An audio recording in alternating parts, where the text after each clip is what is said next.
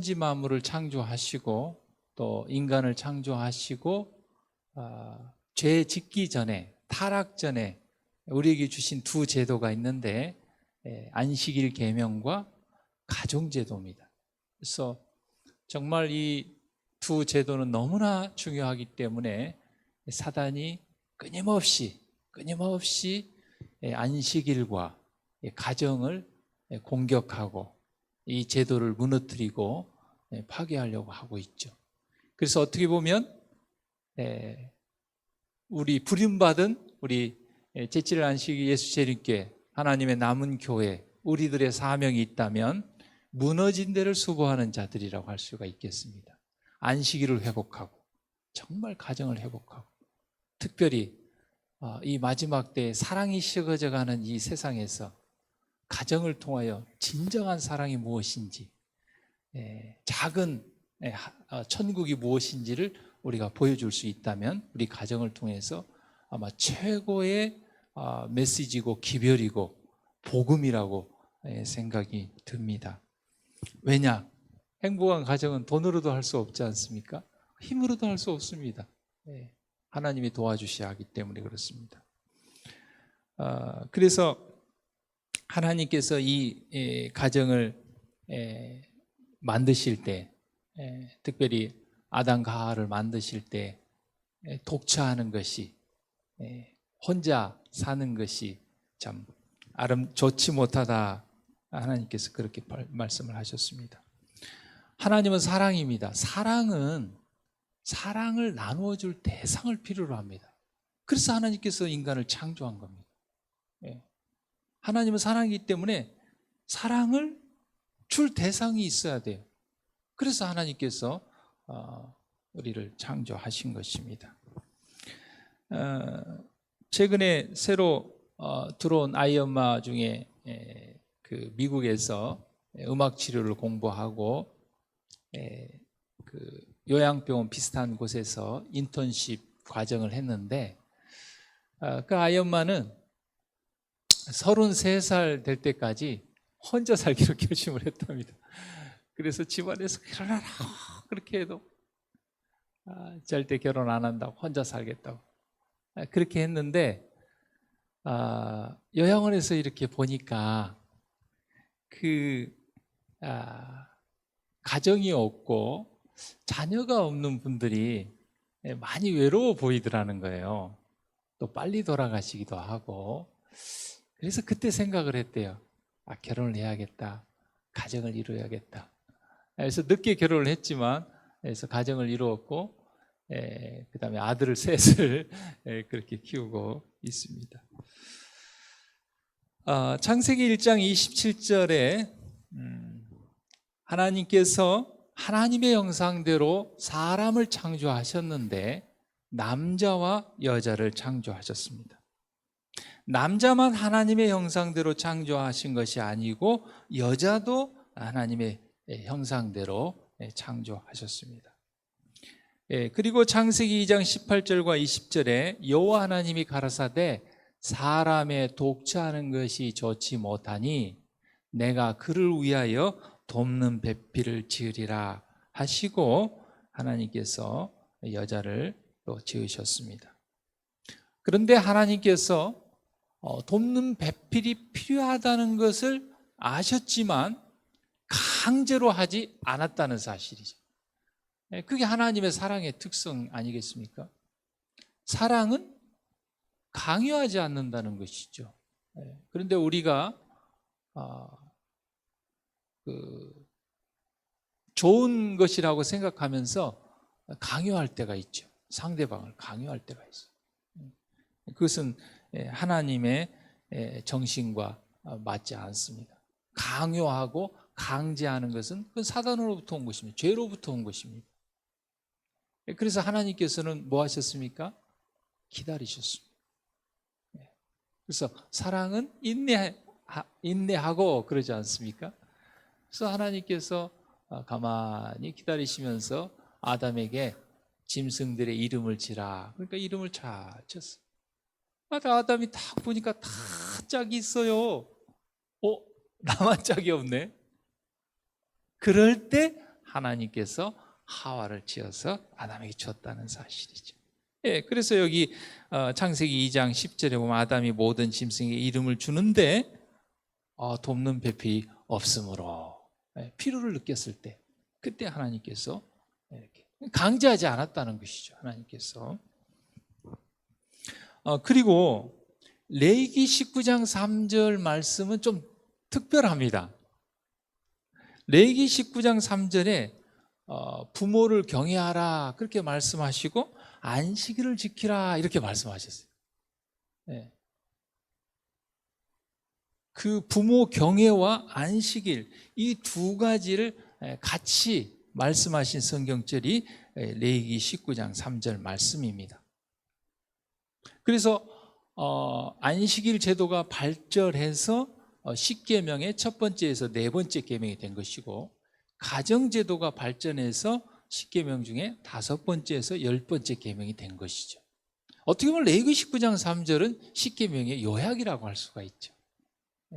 그래서 부모를 경외하라 하는 말씀 속에는 다섯 번째에서 열 번째 계명이 들어있고, 안식일을 지키라는 말씀 중에는 첫 번째와 네 번째 계명이 들어있습니다.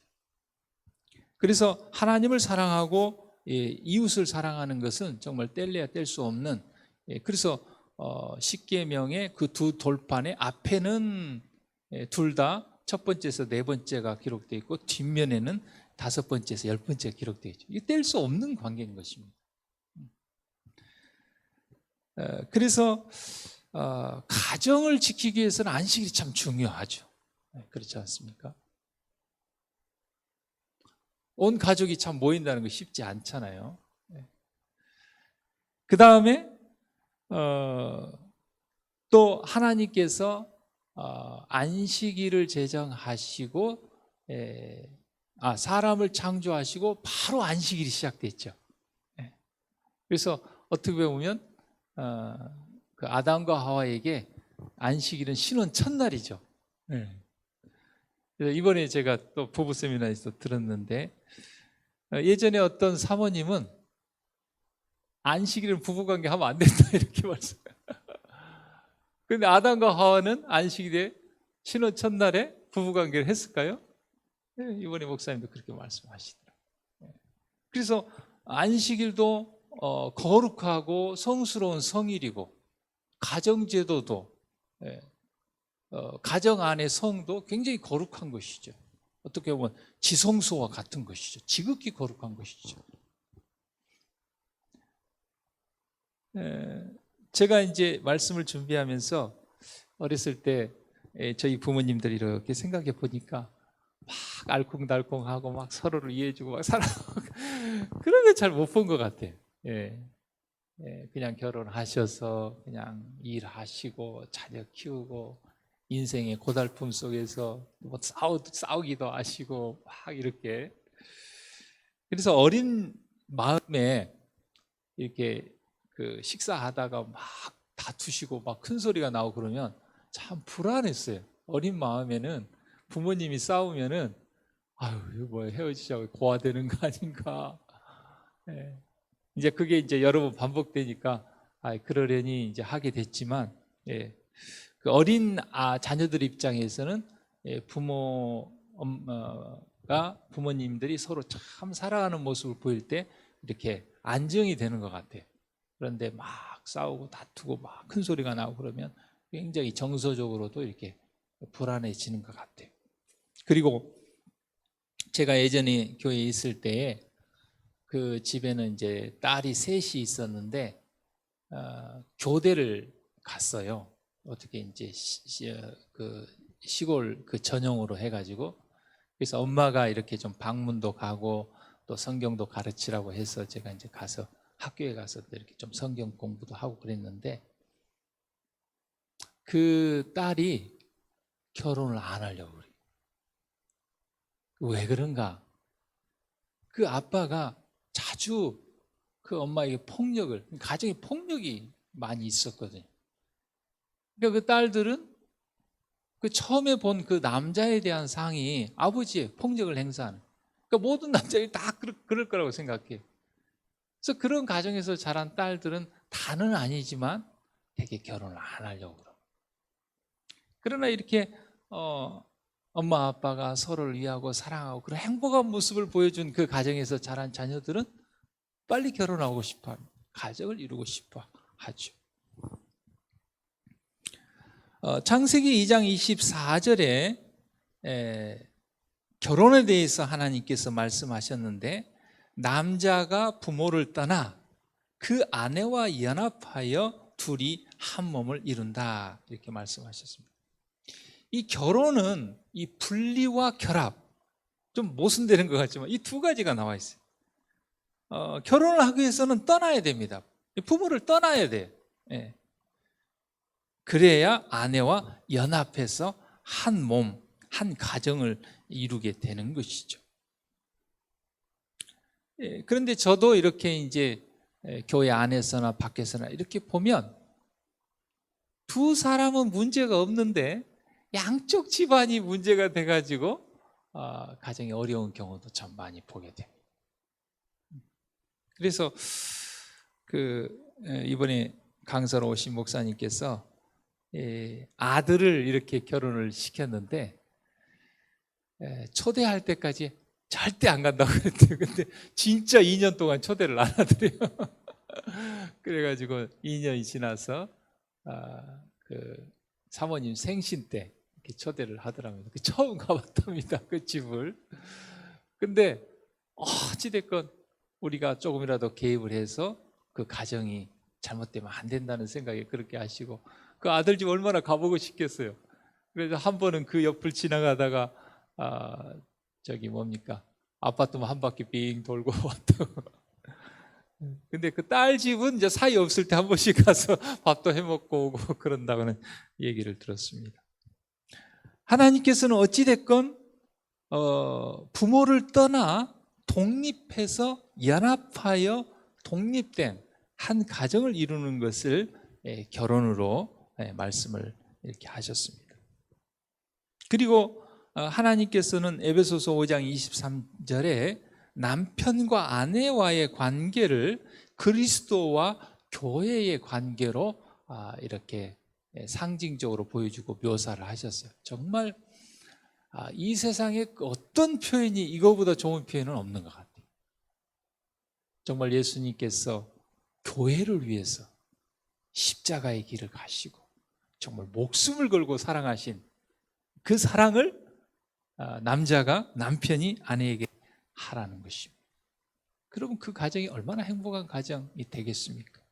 아내는 교회가 그리스도를 위해서 죽도록 충성하듯이 남편에게 그렇게 존중하고 존경하고 한다면, 서로 그렇지 않습니까? 서로 예수님이 교회를 사랑하듯이 남편은 아내를 사랑하고, 교회가 예수님께 충성하듯이 아내는 남편에게 충성. 이것이 우리가 전할 마지막 세천사의 기별이고 마지막 현대 기별입니다. 그렇게 사는 가정이 어디 있습니까? 그렇게 사는 교회가 어디 있습니까? 만약에 우리 교회가 그렇게 하는 가정이 정말 한 가정만 있다고 해도, 그래서 우리가 선지자를 통해서 자주 말씀하시지 않았습니까? 가마력 있는 한 가정의 가마가 단상에서 전도회를 하고 설교하는 것보다도 더 강력하다. 그렇게 그 말이 너무 맞는 것 같습니다. 왜? 오늘날 너무 가정들이 가정다운 가정이 없어요. 정말 행복한 가정. 그 가정을 보면 어때요? 너무 좋다. 정말 이것이 천국이구나. 그런 가정. 물론 막 좋은 집에 정말 부자의 그냥 부모가 많이 배우고 그런 가정은 많아요. 그러나 정말 행복한 가정은 찾기가 쉽지 않습니다. 마태복음 19장 6절에 하나님께서 짝지어 준 것을 사람이 나누지 못한다, 그렇게 말씀하셨습니다. 그렇다고 해서 이혼할 수 없다, 그런 말은 아니겠죠. 어찌됐건 가정을 이루는데 많은 사람을 초대해서 우리가 결혼 서약을 하죠. 그럴 때 사람 앞에만 서약하는 거 아니죠. 하나님 앞에 서약하는 거죠. 그래서 하나님께서 이루어진 이 가정을 사람이 그렇게 할 수 없다고 말씀하셨습니다. 아모스 3장 3절에 두 사람이 의합지 못하면 뜻이 맞고, 그래서 그 가정의 제일 큰 문제가 그거 아닙니까? 뭐 성격이 안 맞는다. 그 말이 뭡니까? 의합이 안 된다는 것이죠. 한 마음이 안 된다는 것이죠. 어찌 동행하겠느냐, 그렇게 말씀하셨습니다. 그래서 한 마음으로 동행하는데 여러 요소가 있죠. 뭐 성격이 맞는다든지, 어떤 뭐 그 경제적인 그 비슷한 수준이 맞는다든지, 어떤 학력이나 뭐 여러 가지, 참 이왕이면 좀 비슷하게 맞는 것을 무난하고 좋다고 그렇게 얘기하잖아요. 그런데 무엇보다도 정말 한 마음이 돼야 될 것은 신앙이죠. 믿음. 동일한 신앙, 동일한 믿음, 동일하게 하나님을 믿었을 때 우리가 다른 요소가 이렇게 가정을 흔들어도 어때요? 하나님을 의지하고 이겨낼 수가 있는 것이죠. 그래서 솔로몬은 참 지혜의 왕이었습니다. 통일왕국 시대에 사울왕 40년, 다윗왕 40년, 그 다음에 솔로몬 40년 통일왕국 시대를 거쳐서 솔로몬 아들 때 북방 이스라엘과 남방 유다로 분열이 됐죠. 참 솔로몬 때 이스라엘 역사에서 가장 부강한 시대였습니다. 그런데 솔로몬의 말년에 굉장히 나라가 타락하고 쇠퇴하고 그랬죠. 그 원인 중에 아주 중요한 부분이 뭐냐면은 솔로몬이 이방 여인들을 많이 아내로 맞이했습니다. 물론 솔로몬은 정치적으로 어떤 그 다른 나라와의 어떤 맹약을 위해서 그 나라의 공주들을 아내로 맞이했겠죠. 그래서 어떤 그런 그 가정적인 결합을 통해서 나라를 부강하게 하려고 했던 것 같아요. 근데 하나님께서 부강하게 해주시는 것인데 어떻게 보면 인간적인 생각이 개입된 거죠. 결국은 그 왕비들이 어떻게 합니까? 솔로몬이 이제 젊었을 때는 모르는데 나이가 들고 연약해졌을 때 그 왕비들이 솔로몬의 마음을 돌이켜서 다른 신들을 쫓게 했다 하고 열왕기상 11장 4절에 기록하고 있습니다. 그러니까 멀리 이방 나라에서 온 그 왕비들이, 그 공주들이 살면서 어때요? 고향 생각 나잖아요. 그러니까 막 울면서 뭐예요? 부모님도 생각나고 고향도 생각나고 갈 수는 없고, 그러니까 그 고향에 있을 때 섬겼던 그 신들을 섬기고 싶다. 그러니까 솔로몬이 그 신들 산당을 지어주고 이렇게. 그러면 그 또 부인만 보냈겠습니까? 또 솔로몬도 따라가고. 그러다 보니까 그 왕비들이 그 마음을 돌이킨 거죠. 그래서 다른 신들을 쫓겨. 그러면서 나라는 급속하게, 그래서 분열될 수밖에 없는 그런 상황에 놓이게 됐죠. 북방 이스라엘의 가장 악한 왕이 누굽니까? 이 북방 이스라엘 20명의 왕들 중에 아합 왕이죠. 아합 왕의 부인이 누구예요? 이세벨. 그래서 그 이세벨 때문에 아합은 정말 악한 왕이 됐던 것이죠. 고린도서 6장 14절에 하나님께서 너희는 믿지 않는 자와 멍에를 같이 하지 말라, 그렇게 말씀하셨습니다. 제가 이렇게 보니까 아들 가진 부모보다 딸 가진 부모가 힘든 것 같아요. 신앙을 결혼시키기가. 그래서 참 우리 교회 안에는 남자들이 귀하고 이렇게 하다 보니까 직장이 있고 신앙이 있고 하면은 정말 신앙 안에 결혼하기가 좀 유리한 것 같아요. 근데 그 딸들은 참 쉽지 않은 것 같아요. 그러나 여러분, 다 우리 모든 것이 우리의 힘으로 할 수 없는 거 아닙니까? 우리가 하나님께 기도하면 하나님께서 최선의 길로, 가장 좋은 길로 인도해 주실 것입니다. 창세기 4장 1절에 보면 아담이 그 아내 하와와 동침함에 하가 잉태하여 가인을 낳았다. 여기 동침했다는 표현이 나옵니다. 이것은 이 가정의 이 그 연합은 전인적인 연합입니다. 신앙적, 정신적, 육체적 모든 연합입니다. 그래서 아담과 하와가 서로 사랑하여 부부 관계를 통해서 가인을 잉태하게 됐죠. 근데 이 동침하다는 말하고 요한복음 17장 3절에 알다는 말하고 원어적으로는 같습니다. 우리가 아는 요한복음 17장 3절 뭡니까? 구원은 예수 그리스도를 아는, 안다 할 때 그 안다는 말하고 여기 동침, 가장 부부간에 정말 은밀하고 정말 어떻게 보면 지성소 같은 그런 아주 친밀한 깊은 연합을 얘기한 것이죠. 그런 이상으로 하나님을 우리가 관계도 깊은 관계에 들어가야 된다 하는 것을 표현하고 있습니다. 그리고 잠언 5장 18절에 내 샘으로 복되게 하라, 내가 젊어서 취한 아내를 즐거워하라 그랬습니다. 그리고 그 샘을 다른 사람과 나누지 말라 그렇게 했습니다. 그러니까 성이라는 것은 공유할 수 있는 게 아닙니다. 정말 한 사람과.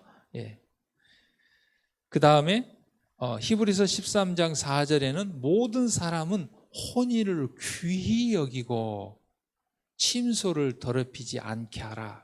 그 침소는 아주 성소에서 보면 아주 지성소, 지극히 거룩한 지성소와 같은 것이죠. 요한복음 13장 1절에 보면 예수님께서 세상에 있는 자기 사람들을 사랑하시되 끝까지 사랑하신다 이렇게 말씀하셨습니다. 그래서 아이들은 결국 어떻게 합니까? 부모를 떠나가죠. 결국은 누구만 남습니까? 부부만 남습니다. 그리고 둘 중에 한 사람이 아프거나 약해지거나 하면 결국은 누가 돌봅니까? 건강한 사람이 끝까지 돌보게 돼 있어요. 끝까지. 전에 있을 때 그분은 이제 늦게 우리 교회 신앙을 이제 그 건강기별을 통해서 받아들이셨는데 그분이 이제 그 치과 의사셨는데 치과는 좀 빨리 은퇴하시더라고요. 그 자녀들이 막 의사, 약사 그렇습니다. 그런데도 그 자식들이 1년에 몇 번 못 와봐요. 근데 그 사모님이 파킨슨으로 이렇게 계셨는데 정말 제가 보니까 돌아가실 때까지 이렇게 간호를 하시더라고요. 근데 좀 먼저 돌아가서 참 아쉬웠는데 그래서 사모님 때문에 어디를 못 갑니다. 그리고 이렇게 아주 요양원이나 이런 데 좀 보내시면 좋을 텐데 이렇게 하는데 끝까지 돌보시더라고요. 끝까지 정말. 그런데 그분이 그렇게 아내를 그렇게 돌봐서 그런지 정말 다른 사람보다 훨씬 그래도 건강하게 그렇게 생활하는 모습을 제가 지켜봤습니다. 그 성서적인 사랑은 정말 예수님처럼 서로를 정말 끝까지 사랑하는 것입니다. 끝까지. 고린도전서 13장 4절에 사랑은 오래 참고 온유하며 투기하지 않고, 이 사랑은 바로 아가페 사랑입니다. 무조건적인 사랑. 그래서 살다가 사업이 망했으니까 떠나고 아파가지고 어떤 장애가 있다고 떠나고, 그것은 사랑 아니죠. 그 조건적인 사랑이죠. 하나님의 사랑은 아가페 사랑, 무조건적인 사랑이죠. 어떻게 보면 사업이 망했으니까 더 있어줘야죠. 암에 걸렸으니까 더 있어줘야죠. 아프니까 더 있어줘야죠. 근데 세상은 그렇지 않는 경우들이 많은 것 같아요. 그렇잖아. 나 암에 걸려가지고 죽겠는데 배우자까지 떠나면 얼마나 힘들겠어요. 그렇잖아요. 서로 막 사랑으로 돌봐줘도 이것을 이겨낼까 말까 하는데, 그렇지 않아도 힘든데 배우자까지 떠나면 얼마나 그 상처가 크겠습니까? 네. 이러한 시대에 우리가 하나님의 사랑을 증거하는 가정이 되기를 간절히 바랍니다. 자, 타락한 후에 가정을 보면은 이제 정말 남자와 여자는 정말 평등하고 균형이 있었습니다. 그런데 이제 타락 후에 창세기 3장 16절에 여자에게 너는 남편을 사모하고 남편은 너를 다스릴 것이니라, 이렇게. 그렇다고 해서 여기 보면은 힘의 균형이 좀 이렇게 깨졌다는 것이지, 막 남자가 마음대로 하고 막 그런 말은 아닙니다. 요즘 그 현상들은 이 말씀이 잘못 오해된 것이죠. 하나님께서 이렇게 다스리라 할 때는 막 힘센 사람이 막 종처럼 부리고 그런 게 아닙니다. 정말 사랑으로 이렇게 보호해주고, 그런 뜻이죠. 우리가 환경을 잘 보호하고 이런 것들을 이야기합니다. 우리가 이제 성경에 보면은 일부 다처가 이제 간혹 등장하죠. 믿음의 노독 중에서도 아브라함 같은 경우, 또 리브가와 하가를 두었죠. 그런데 이제 본래 하나님의 뜻은 아니고 그 당시에 어떤 풍습이 그렇게 하다 보니까 하나님께서 이제 허락해 주신 것이죠. 그러나 그 결과는 굉장히 힘들었죠. 하갈이 이제 잉태를 하며 그가 자기의 잉태함을 깨닫고 그 여주인을 멸시하는지라, 그래가지고 그 이삭과 이스마엘의 분쟁이 지금 팔레스타인의 분쟁으로 지금까지 내려오고 있지 않습니까? 그래서 하나님께서는 원래 하나님의 뜻은 일부 일처가 하나님의 계획이고 뜻입니다. 그리고 십계명 중에 간음하지 말라 그랬습니다.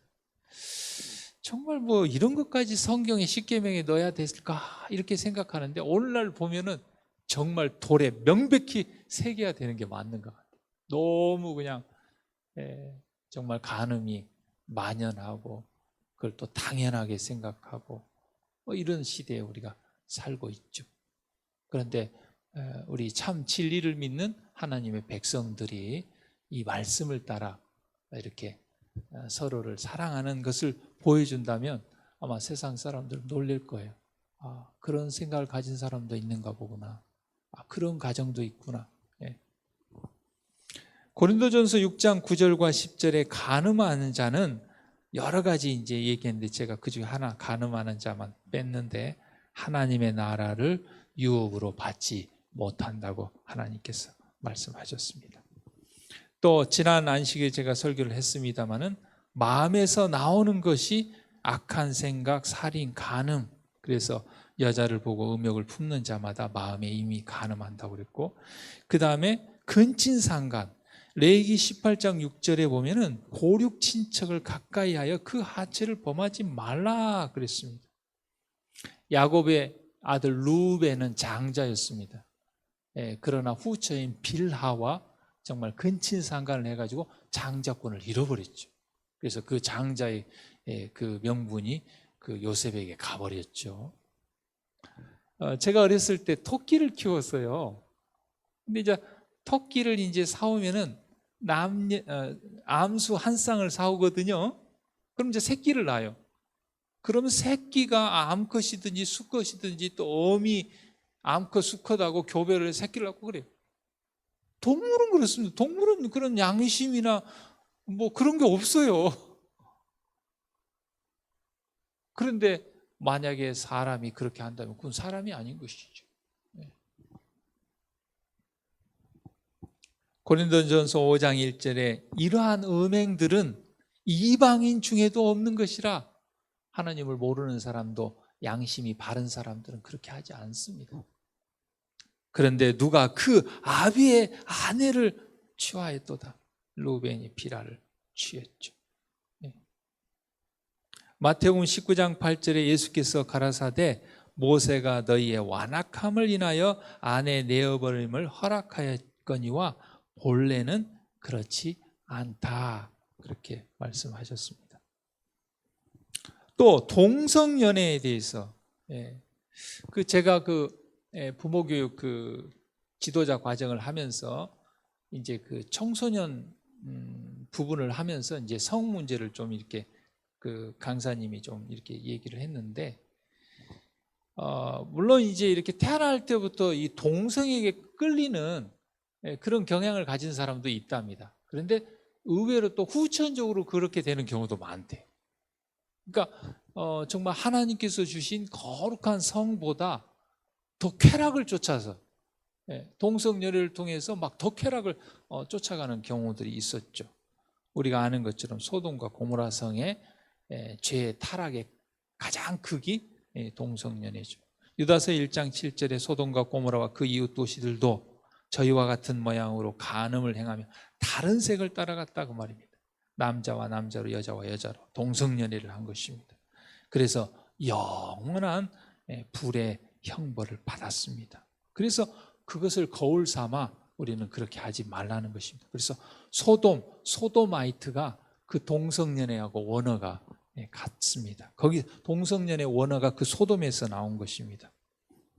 로마서 1장 26절에서 27절에도 여인들도 순리대로 쓸 것을 바꾸어 영리로 쓰며 이와 같이 남자들도 순리대로 여인 쓰기를 버리고 서로를 향하여 음욕이 불 듯했다. 그러니까 하나님을 마음에 두기를 싫어하는 사람들이 정말 쾌락을 쫓아 순리를 거스리고 영리로 그렇게 음욕을 쫓아 그렇게 한다는 것이죠. 그래서 그 결과로 에이즈 질병이 발생하잖아요. 그래서 제가 우리 자녀 교육할 때 그 혼전 순결을 하든지 성의 정말 거룩함을 꼭 자녀들에게 이야기해야 된다. 만약에 결혼도 하기 전에 모르는 사람하고 성관계를 해서 에이즈 걸려면 그 인생이 어떻게 되겠습니까? 물론 지금 뭐 약이 나왔다고 하지만 아직도 그렇지 않습니까? 그래서 하나님께서 정말 하나님께서도 그랬잖아요. 나 외에 다른 신을 두지 말라. 그래서 성경에 영적으로 간음, 음란 그것이 그걸 이야기하는 것입니다. 자, 그럼에도 불구하고 사람은 죄인이다 보니까 우리가 살고 있는 세상은 죄악 세상이다 보니까 하나님의 말씀에 어긋나는 경우들이 참 많이 있습니다. 그럴 때 하나님께서 우리에게 또 회개하고 돌이키면 용서해 주시고 또 받아주신다는 사실입니다. 그것이 예수님의 십자가의 사랑이고 복음이죠. 그래서 요한복음 8장에 정말 간음하다 현장에 붙잡힌 그 여인도 예수님께서 뭐 하셨습니까? 용서해 주셨습니다. 나도 너를 정죄하지 아니하노니 가서 다시는 죄를 범치 말라.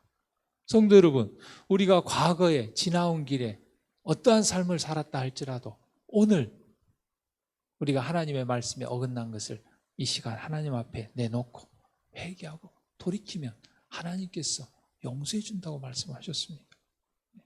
우리의 가정이 행복하지 못했다면, 우리가 말씀대로 하지 못한 것이 있다면 이 시간 우리 모두가 정말 회개하고 하나님의 말씀을 따라 우리의 가정을 정말 하나님 원하는 가정으로 이끌어가는 저와 여러분이 되기를 간절히 바랍니다. 그리고 가정에는 부모가 있고 또 자녀가 있습니다.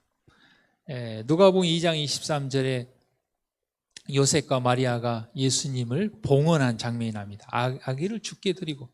그래서 우리가 5월 첫째 안식일에 이제 우리도 봉헌식을 하죠. 봉헌을 통해서 하나님께서 우리에게 주신 자녀는 내 것이 아니고 하나님께서 우리가 맡긴 것이다. 그래서 우리 생각대로 양육하지 않고 주의 교양과 훈계로 양육하기로 결심하는 것이 봉헌식이죠. 신명기 6장 7절에 내 자녀에게 부지런히 가르치라 그랬습니다. 잠언 22장 6절에 마땅히 행할 길을 아이에게 가르치라. 그리하면 늙어도 그것을 떠나지 아니하리라 그랬습니다. 우리 아이들이 한 번은 그런 얘기를 하더라고요. 신앙 안에서 믿음 안에서 삼육교육을 받고 이렇게 자라니까 욕을 안 하는 것이 참 그것이 좋다 그런 얘기를 한 번 하더라고요. 우리 아이들이.